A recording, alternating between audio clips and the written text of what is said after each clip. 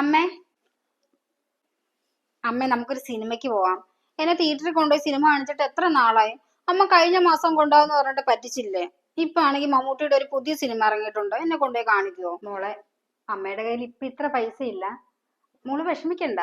ഞാൻ മോളെ അടുത്ത മാസം സിനിമയ്ക്ക് കൊണ്ടുപോവാം. കുറച്ച് കാശ് അമ്മയ്ക്ക് കിട്ടാനുണ്ട്. മതിയമ്മേ, കുഴപ്പമില്ല.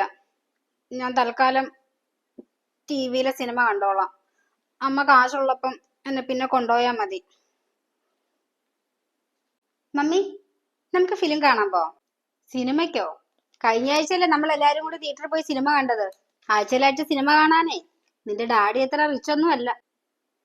അതൊന്നും എനിക്കറിയണ്ട, എനിക്ക് പോയേ പറ്റത്തുള്ളൂ. തൽക്കാലം ഇപ്പൊ പോവാൻ പറ്റത്തില്ല. നെക്സ്റ്റ് വീക്ക് എക്സാം സ്റ്റാർട്ട് ചെയ്യല്ലേ. നീ വല്ലതും ചെന്നിരുന്ന് പഠിക്കാൻ നോക്ക്. എക്സാം കഴിയട്ടെ, എന്നിട്ട് കൊണ്ടുപോവാം. കഴിഞ്ഞ എക്സാമിനാണേലും നിനക്ക് നല്ല മാർക്ക് കുറവായിരുന്നു. പറ്റില്ലെന്ന് പറഞ്ഞില്ലേ. എന്നെ സിനിമയ്ക്ക് കൊണ്ടുപോകാതെ ഞാൻ പോയിരുന്ന് പഠിക്കാൻ പോകുന്നില്ല. നിങ്ങൾ എന്നെ മര്യാദയ്ക്ക് സിനിമയ്ക്ക് കൊണ്ടുപോക്കോ, ഇല്ലെങ്കിൽ ഞാൻ ഈ ടി വി ഇപ്പൊ തല്ലി പൊട്ടിക്കും.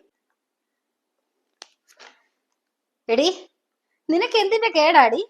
നിങ്ങൾ എന്നെ സിനിമയ്ക്ക് കൊണ്ടുപോകുന്നോ ഇല്ലയോ, അതോ ഞാൻ ഈ ടി വി ഇടിച്ച് പൊട്ടിക്കണോ? എന്തൊരു കൊച്ചാ ഇത്.